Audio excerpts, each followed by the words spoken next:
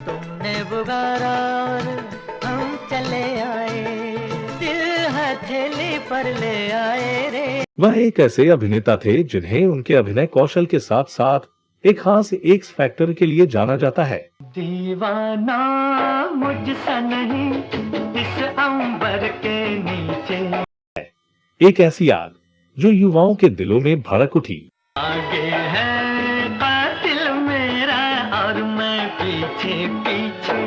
बॉलीवुड में जब कभी हॉलीवुड को टक्कर देने वाले सितारों की चर्चा होगी, शम्मी कपूर का नाम उनमें सबसे ऊपर लिखा जाएगा। जवानी आई मस्त मस्त बिन पिए, जलाती चल रही है राह में दिए। लेकिन शम्मी कपूर के फिल्मी जीवन के लगभग पूरे सफर में जिस एक शख्स के साथ उनका नाता जुड़ा रहा, वो थे मोहम्मद रफी। ओ तुमसे अच्छा कौन है, दिल जिगर लो जान लो। हालांकि कम ही लोग जानते हैं कि शम्मी शुरुआत में रफी साहब की आवाज का इस्तेमाल करने से कतराते थे। क्या थी इसकी वजह और दोनों की जोड़ी ने कैसे बदल दिया फिल्मी इतिहास, जानेंगे और भी बहुत कुछ। बस बने रहिए हमारे साथ। आप देख रहे हैं ड्रामा सीरीज इंडियन और मैं हूं अभिषेक आनंद। बदन पे सितारे लपेटे हुए, तो जान तमन्ना किधर जा रही। राज कपूर के छोटे भाई शम्मी कपूर एक तेज तर्रार अभिनेता थे, जिनकी नाटकीयता और स्क्रीन प्रेजेंस ने उन्हें 60 के दशक में सिने प्रेमियों के दिलों की धड़कन बना दिया था। अच्छा, अपने मन का राजकुमार तो मैं भी हूं, आपने मुझे पुकारा।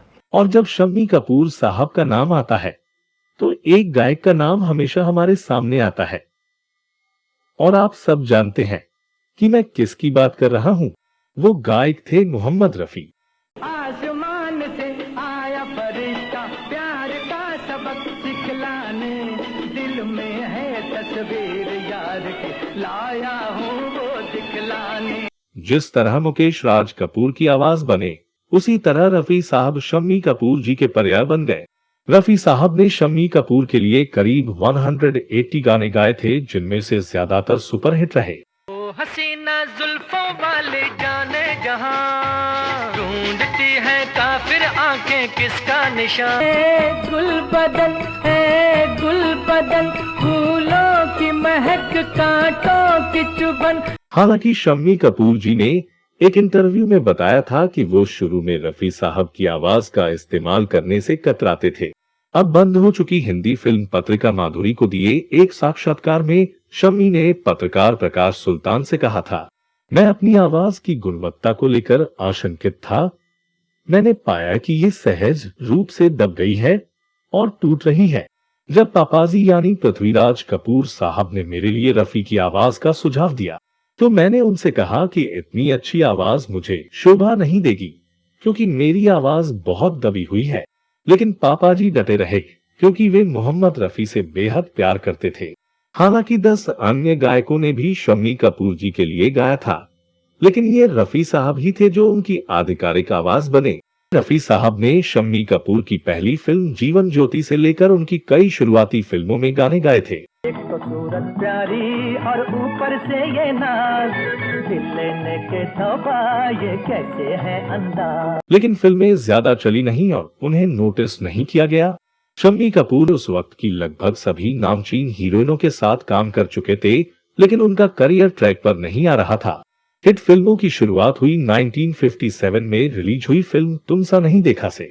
तो हमने लाख हंसी देखे हैं, तुम सा नहीं देखा। शशधर मुखर्जी के फिल्मिस्तान के बैनर तले बनी यह फिल्म नासिर हुसैन साहब ने निर्देशित की थी।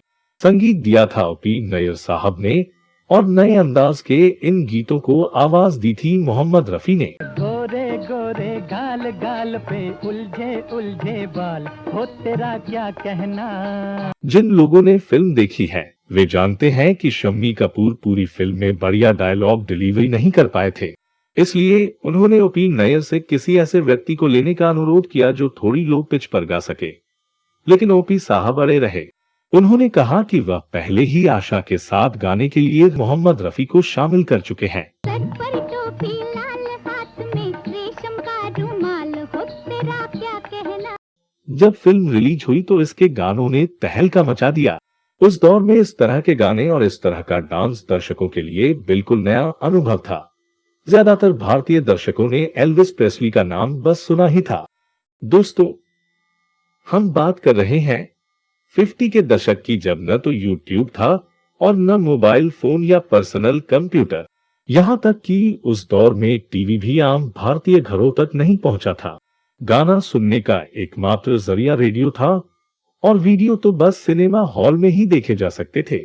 बहरहाल, रफी साहब की गायकी और शम्मी कपूर के नए अंदाज ने युवा दिलों पर ऐसा जादू किया कि दोनों की जोड़ी जम गई। आजकल तेरे मेरे प्यार के चर्चे हर जबान पर। 1959 में शशिधर मुखर्जी और नासिर खान साहब की ही एक और फिल्म आई, दिल दे के देखो। दिल देख देखो, दिल देख देखो, दिल देख देखो जी, दिल लेने वालों दिल देना सीखो जी। शम्मी कपूर हॉलीवुड की अदा के भारतीय दर्शकों पर आजमाए गए प्रयोग से इतने प्रभावित हुए कि उन्होंने अंग्रेजी की कुछ सुपरहिट धुनें चुनी और म्यूजिक डायरेक्टर उषा खन्ना से साफ साफ कह दिया कि उन्हें ये गाने हिंदी में चाहिए, लेकिन आवाज रफी साहब की ही रहेगी। उषा खन्ना ने भी उन अंग्रेजी धुनों को भारतीय कैनवास पर बड़ी ही खूबसूरती से उतारा।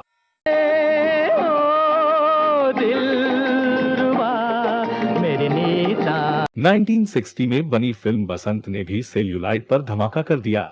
इसमें एक अद्भुत युगल गीत था, चोरी चोरी एक इशारा हो गया है, दिल हमारा था तुम्हारा हो गया है। चोरी चोरी एक इशारा हो गया है। इसे लिखा था कमर जलालाबादी ने और संगीत दिया था ओपी नैयर साहब ने। हालांकि रफी साहब पहले भी शम्मी कपूर जी के लिए गा चुके थे, लेकिन वो गाने लो ऑक्टेव थे और दमदार तो थे, लेकिन फुल थ्रोटल नहीं। कहते हैं इसके बाद शम्मी कपूर जी ने रफी साहब से संपर्क किया और अनुरोध किया कि वह इस गाने को अपनी सब ओरिजिनल आवाज में गाएं।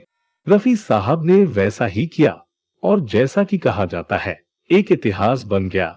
दिल हमारा था तुम्हारा हो गया है। उसके बाद जब भी मोहम्मद रफी को शम्मी कपूर साहब के लिए गाने का मौका मिलता तो वे उनसे पूछते, आप तजवीज कीजिए मैं किस नोट पर गाऊं। सन 1963 में आई फिल्म प्यार किया तो डरना किया हिट, तो शम्मी कपूर जी ने रफी साहब से अनुरोध किया, आप कृपया अपने तरीके से गाना गाएं। रफी साहब ने इसे खूबसूरती से गाया। जिंदगी क्या है, गम का दरिया है।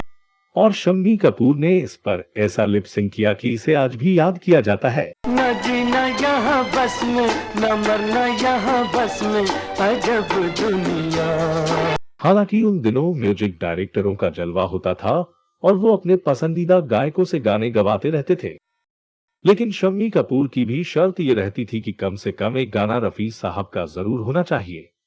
60 के दशक में दोनों की जोड़ी ने कई हिट और सुपरहिट फिल्में दी।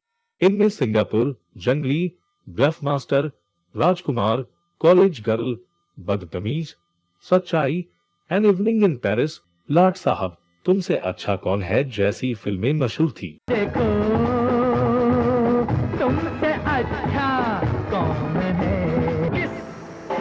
किसको प्यार करूं, कैसे प्यार करूं। तुमने पुकारा और हम चले आए, दिल हथेली पर ले आए रे। ओ दिल तेरा दीवाना है सनम, दिल तेरा दीवाना है सनम। मुझे कितना प्यार है तुमसे, अपने ही दिल से पूछो तुम।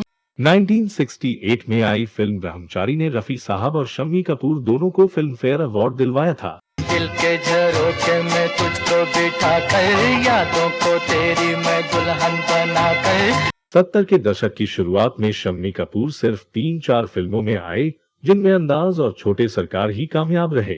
अंदाज में वैसे तो रफी साहब ने लगभग सभी गीत गाए हैं, लेकिन संगीतकार शंकर जयकिशन ने आइकॉनिक गीत जिंदगी एक सफर है सुहाना को 3 गायक कलाकारों की आवाज में गवाने का अनोखा प्रयोग किया था।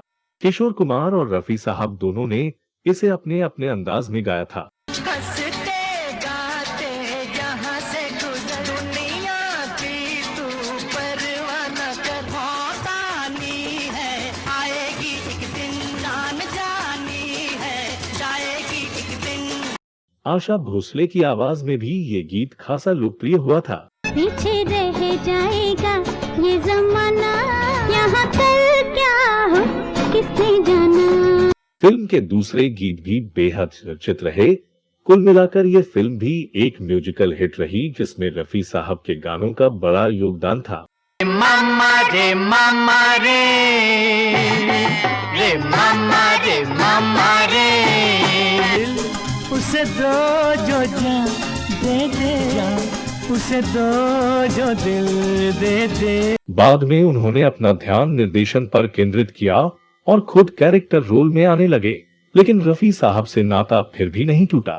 अपनी फिल्म बंदरबाज में उन्होंने रफी साहब और लता मंगेशकर जी से एक मशहूर गाना गवाया था जिसे राजेश खन्ना और सुलक्षणा पंडित पर फिल्माया गया था। नगमा हमारा गाएगा ये ज़माना। शम्मी कपूर और मोहम्मद रफी के आजीवन जुड़ाव की एक प्रमुख वजह शायद ये भी थी कि दोनों ही बेहद धार्मिक और उतने ही दयालु व्यक्तित्व के स्वामी थे। शम्मी कपूर कहते थे कि रफी मेरी आवाज है, रफी के बिना मेरी फिल्मों में मैं अधूरा हूँ। शम्मी कपूर ने एक इंटरव्यू में बताया था कि मोहम्मद रफी के निधन के दौरान वो वृंदावन में थे, जहां किसी ने उनसे कहा था कि शम्मी साहब आपकी आवाज चली गई। And somebody came on a cycle and said, "Oh Shami Sahab, Baba, जरा रुको." So I answered, "Inshallah, stop, yes." क्या है बाबा, क्या बात है? They said,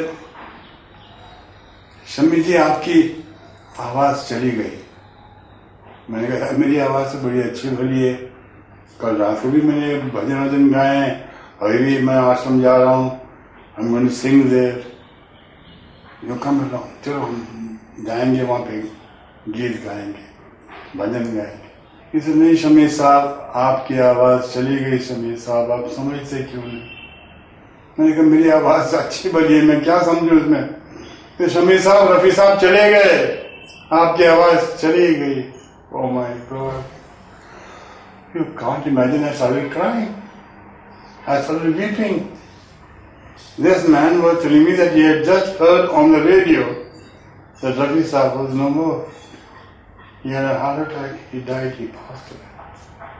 And here I was in Vrindavan, so far away from him, I couldn't even be there for this moment. तो दोस्तों आज के वीडियो में बस इतना ही। ये स्टोरी आपको कैसी लगी हमें कमेंट करके जरूर बताएं। अगर इससे संबंधित कोई और जानकारी आपके पास हो तो वह भी हमें बताएं। अब अपने दोस्त और होस्ट अभिषेक आनंद को दीजिए इजाजत। नमस्कार।